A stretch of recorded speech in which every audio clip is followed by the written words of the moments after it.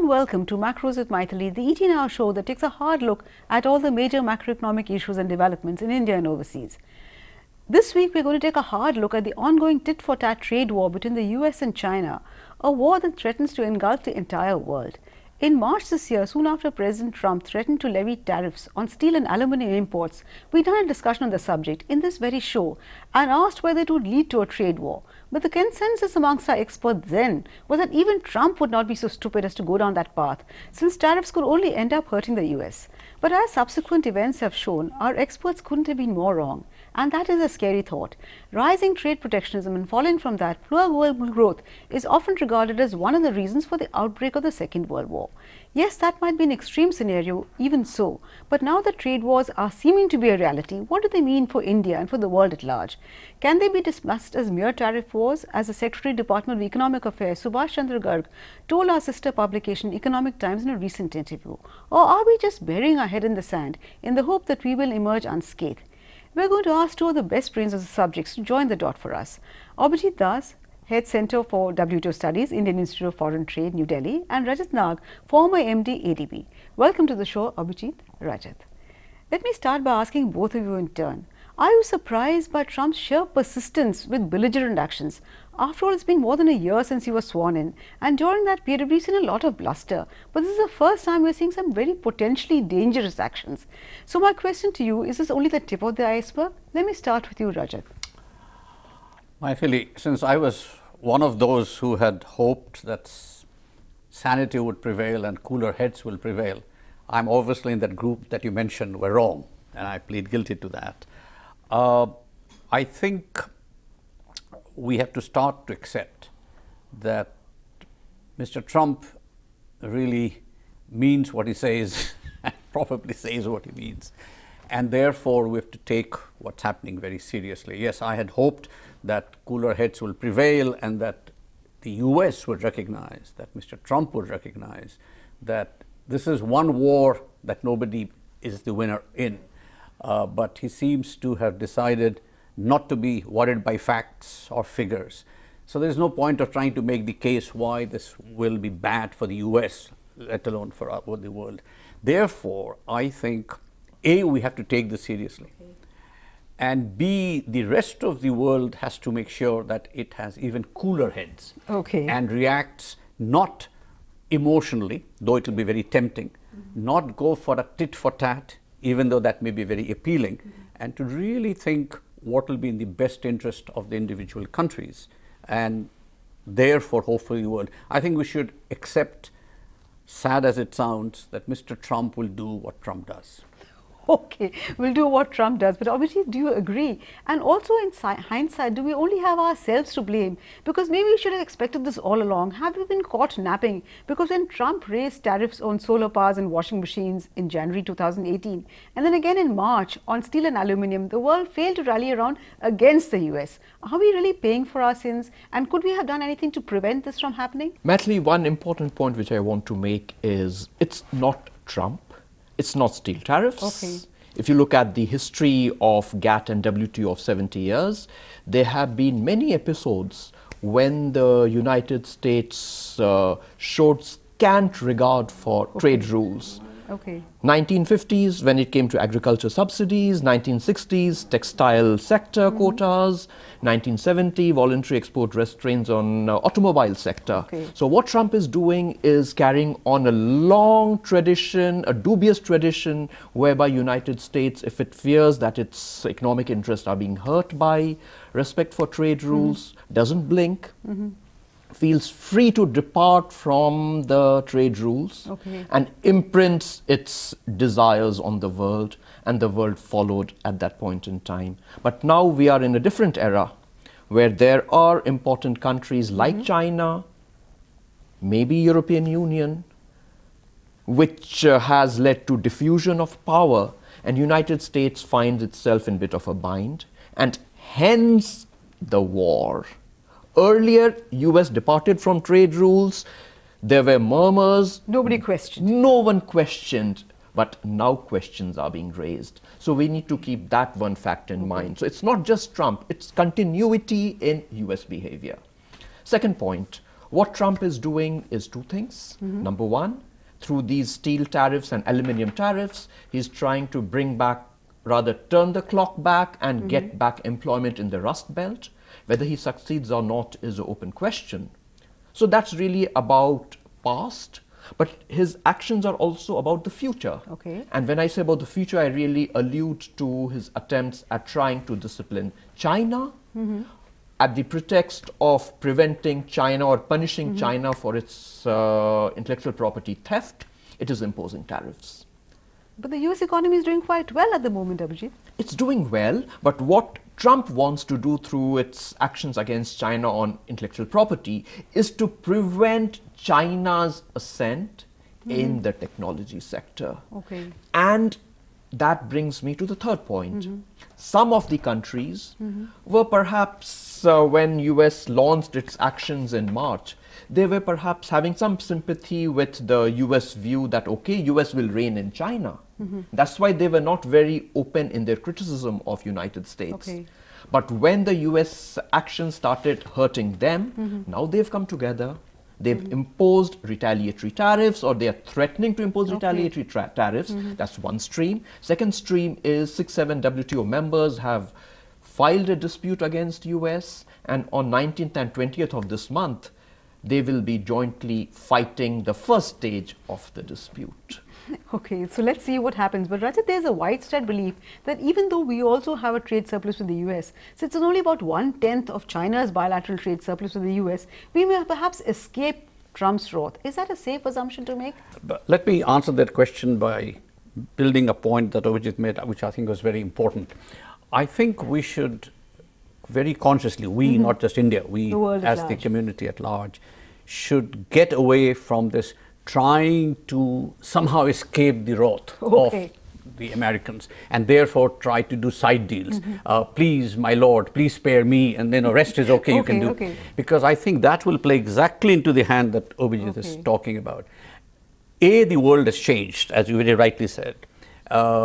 China is now a very, very major world economy, number 2, soon to be number 1. India has just become number 6. In the next few decades will be number 3 or number 4. So I think India should also not just look at it just as a bilateral issue. There are larger issues at hand. So that's one. The other thing is, inadvertently, what I think Mr. Trump is doing is making the possibility of the so-called Asian century that I've talked with you on several occasions more possible. That is, the rise of the Asian economies, China and India obviously being the spearhead in that, is going to become even more important and more likely and probably speeded up. But there are so many tensions within Asia itself, especially between India and China. Yeah, that's fine. And that is exactly the point I think I'm trying to make, that we have to look at those tensions and work it out. And not consider that, this is going to be a zero-sum game between us. I think we have to look at the global trade situation not just as US versus the rest, but also what will happen between India, China, India, EU, China, etc.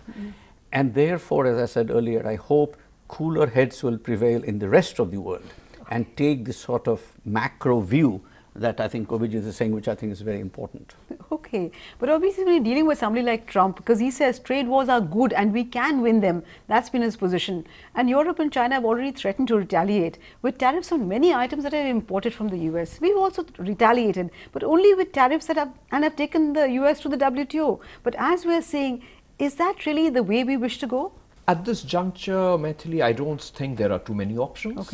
One possibility is pick certain products, raise tariffs on those products, and if the products are chosen smartly, then you would end up hitting the core constituency of Trump. And that is what countries like Russia, European Union have done, and what India is likely to do from early August. But how much success have they had?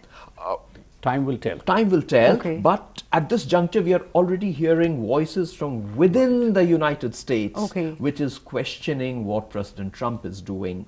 And if the political cost of these tariffs becomes fairly high, then I think maybe there would be a relook at Trump's strategy of departing from the trade rules And if that relook does happen, then we might return back to sanity. However, I am not very optimistic for the very simple reason that one of the objectives being pursued by the US administration, past presidents plus the present president, is pick on countries bilaterally, extract concessions from them, concessions which you cannot extract multilaterally. It's easier to do that by wielding the big stick, by threats, by coercion. And I think Trump is following that strategy. And that's where we really have to be cautious. We might see overtures from the US side for an India-US FTA. In fact, the current US ambassador to India, he's talked of an India-US FTA, which I think we need to be very, very wary about.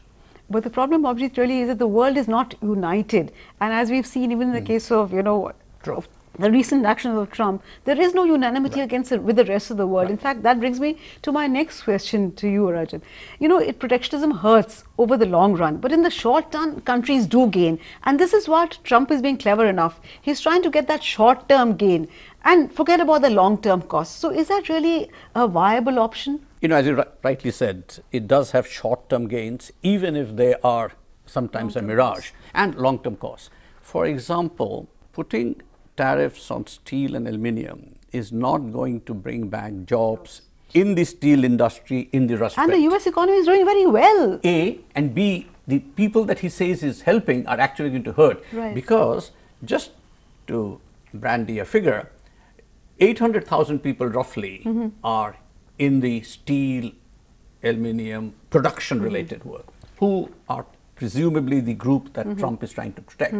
There are almost about 10 times that number of people in the automobile, car manufacturing, people who use steel, who will now be hurt. So even on the domestic political, he'll be hurting a much larger number than helping. And that goes back to the point that Abhijit mentioned, that we have to choose our responses very, very selectively and political. It's not an economic issue. I think we make a mistake by thinking in terms of laws gain, terms of trade, people losing and gaining from trade. It's a political issue.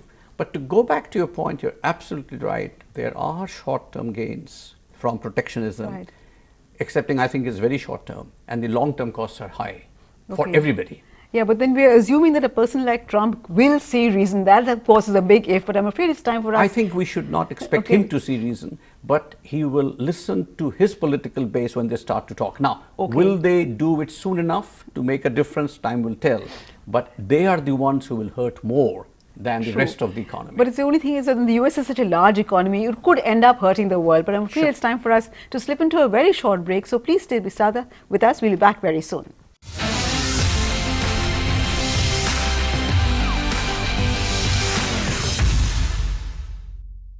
Welcome back. You're watching Macros with Mythili, and I'm in discussion with Abhijit Das and Rajat Nag on the implications of the latest US actions on the trade front.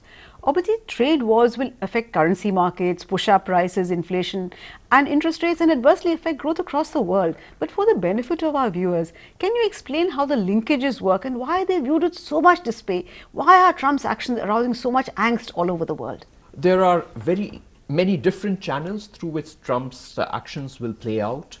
I'll concentrate on just one. The way manufacturing and trade has evolved over the past couple of decades is through fragmentation of production and what we call global value chains. So if Trump imposes imposes some tariffs on, let us say, parts and components or on the final product, that is going to have an impact on both upstream as well as downstream industry and adversely affect trade. So it's not just that one product. So trade through long established global value chains, that is really going to get disrupted. So not only the countries against whom Trump imposes these tariffs would be getting affected, but even upstream suppliers of those products to countries which are not in the United States, but which in turn sell parts and components to a third country which exports to the United States. This entire production network is going to get adversely affected. But I think one of the most important impact of what Trump is attempting is not on currency or trade, but I think it's on trade rules. Okay. And what I mean by that is he's attempting to create a template whereby the global trade rules of the WTO are modified in a manner to suit US interests. Okay. He cannot do it directly at the WTO. So one way is to start this trade war, ratchet up pressure on countries, negotiate with them bilaterally the types of rules which he would want, and eventually once he's done that with 8-10 emerging economies, get all these bilateral deals which are which would be separate yes, for efficiency purposes at the WTO or at a parallel organization which he may want to create in the future. And why I'm saying that is, if we look at the statement of the US ambassador to the WTO a couple of days back, what he said was quite an eye-opener. This was in the context of trade policy review of China, where he says that the problems with China are too big for WTO to handle. Okay. So clearly the US is trying to create a new template, or maybe expand the existing WTO rules, tweak it to suit its requirements. And another strand in this entire strategy is it has paralyzed the dispute settlement mechanism of the WTO. Rajat, Abhijit painted a slightly frightening picture. So what can we really do to protect our interests? Because if this is a situation that the Trump is aiming at, then what can countries like India, which are basically minnows in the global trade front, what can we do? The reason I'm smiling, Mythili, is I entirely agree with Abhijit's analysis, but I disagree with him when he implies that Mr. Trump has a strategic view. I think he is reacting to whatever catches his fancy at that point, and he says, I don't like tariffs being imposed on, let's say, cars or whatever. So I don't think he has a strategy. Probably his people, or some people, devise a strategy after he has spoken or tweeted or whatever. So I think you have painted a very rational strategy. We may disagree with it, but from the US point of view, what you're saying would be rational. But my concern is that it is not even that. It's so temperamental and it is so sort of spasmodic that God knows what he'll tweet next. So having said that, though I agree with the big picture that you've tried to paint, I think that's a very important question that you have raised, and I think this is where countries like India and others have to think this through, and that is, while it's very difficult to change your sort of supply networks or reposition it, you have to start thinking of diversifying. Okay. And therefore, again, going back to India and China, we have to start to accept, India and China, that here are the two largest markets, the two largest population-wise, size-wise, soon to be in the top 3 or top 4 world economies. We just have to get along with each other. And we are neighbors. So there's a huge potential, and India has to, I think, start looking at those options very carefully and continue with its export orientation. I think it will be a mistake to suddenly think, well, we have a large enough market, we can be domestic. That, I think, will be a disaster. But Rajat, given the disparities between India and China, where China is and where India is, can we really work together? Our interests are so disparate. Well, I don't think our interests are that disparate. Okay. We obviously have different priorities, different emphasis. And I would say that same goes for China. Okay. I mean, I was in Beijing recently on some lectures, and a point I made there was that India and China, between themselves, may be a considerable gap, but China needs India as much as India. Need they definitely do. As much. My question is as much. Not as much, but that is where we have to get away from. I think we have to get away from, do you need me as much? Okay. I need you, you need me now. Okay. How much I need you is a different issue. I think India will have to look at this thing in a much more strategic manner. And so would China, so would Indonesia, so would the rest of Asia and Europe. I think we have to stop reacting to Mr. Trump's tantrums and his tweets and say, okay, he will do what he does. Okay. And I think, Abhijit, you made a good point that there is a continuity in the US position. But in the 21st century, we have to start acting more global.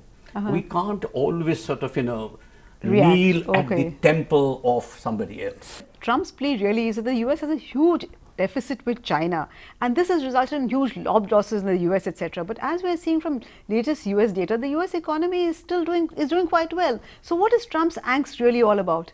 If I can speculate, it all goes back to global value chains. It might sound repetitive, but what's really been happening in the world is you have lead firms based in the developed countries, particularly in US.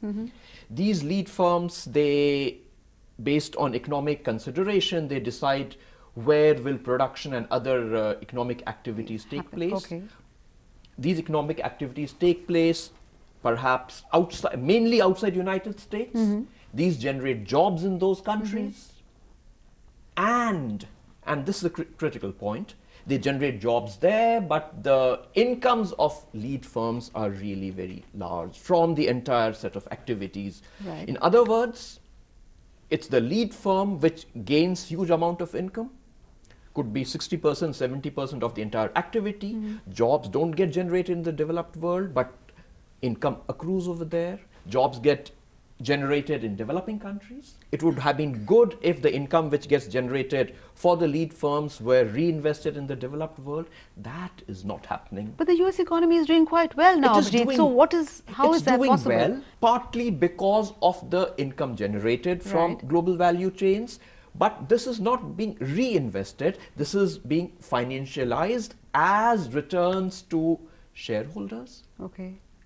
US economy is doing well, mainly because of innovative industries, services sector, and not manufacturing. Trump's angst is at job losses in the manufacturing sector particularly, and he cannot turn the clock back through his actions. So the US economy will continue to do well as long as it remains an economy which is based on innovation, which is based on creation of new products, which is based on high technology. And that's where the challenge from China is coming from. So you're saying Trump is basically barking up the wrong tree, as it were. The US is not to look at jobs in manufacturing. Those days are done. And US must be happy with the new jobs, because if you look at unemployment in the US, if you look at all the data, the US economy is doing very well now. And I think, see, this is where... So what is Trump's angst about? Well, I don't know what it is, and I have to choose my words politely. But as you have rightly said, Abhijit, the US economy is very much service sector driven. And then not to take the service component of balance of payments, it's just totally silly. So you just focus on trade deficit in goods, but the services is which accounts for their wealth. And no matter what Mr. Trump or anybody does, those jobs which are lost, and they're all not lost to China or India. They're also lost to automation, robotics. And in China, I'm struck at the factories which are so automated. So it's not a bevy of, army of workers in China either. So you're talking not only up the wrong tree, you're actually talking at the wrong century. So we're not going to get those manufacturing jobs back. So how worried should we be at Trump's latest action? He's given time till August when the new actions come into effect, as it were. So Abhijit, because it's time for us to wrap up, so very quickly I will ask both of you, how worried should we be, or will Trump see reason by August? We have to be very worried. It's being over-optimistic to think that Trump will see reason.